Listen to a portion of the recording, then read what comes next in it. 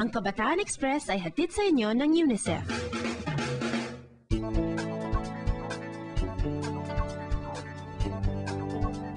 Ang Handang Kabataan Express na bigyang boses sa mga kabataan.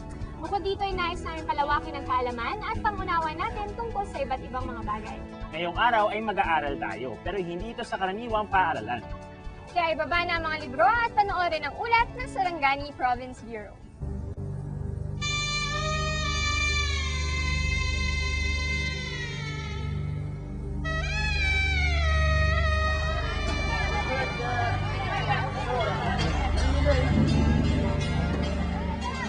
Pamilyar ba kayo sa Quran?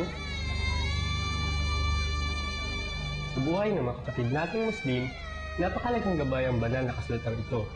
Kaya naman, maaga pa ay dapat matutunan na ng mga kabataang Muslim ang mga araling nakapaloob dito.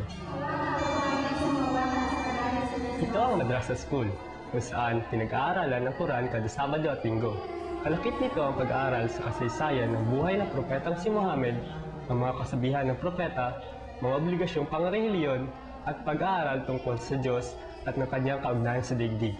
Mahalaga sa isang Muslim ang mag-aaral sa madrasa dahil dito niya natutunan ang tunay na kahulugan ng Islam. Ang pag-aaral ay binibigyang halaga.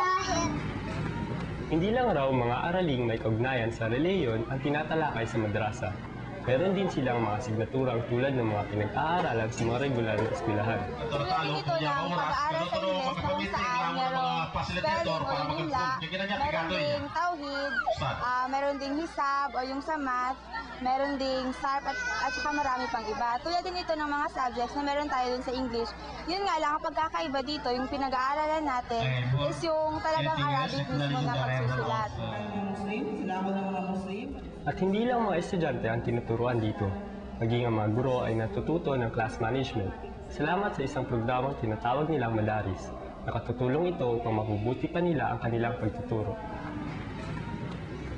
Nang minsan bumisita kami sa isang madrasa dito sa Sarangani Province, may malaking kasiyahan.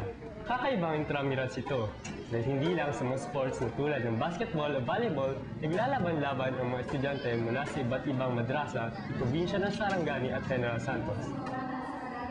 Meron ding kompetisyon sa Quran reading. Ang lahat ng ginawa nila sa intramuros na ito ay naglalayong di lang makapagbigay siya, kundi may sulong rin ang pagkakapatiran at pagkakaisa. Masaya sana kung lahat ng mga kabataang Muslim ay makakapasok sa isang madrasa. Pero di sapat ang mga ganitong paralan para mabigyan ang lahat ng pagkakataon.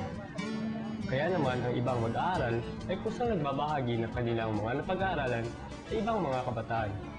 Ang kabutihang ito ay tungkuling tinatawag na dawa na ang ibig sabihin ay parating sa iba ang iyong natutunan.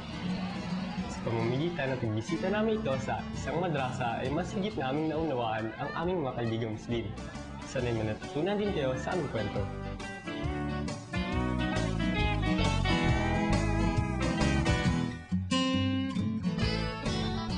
Ang Kabataan Express ay hatid sa inyo ng UNICEF.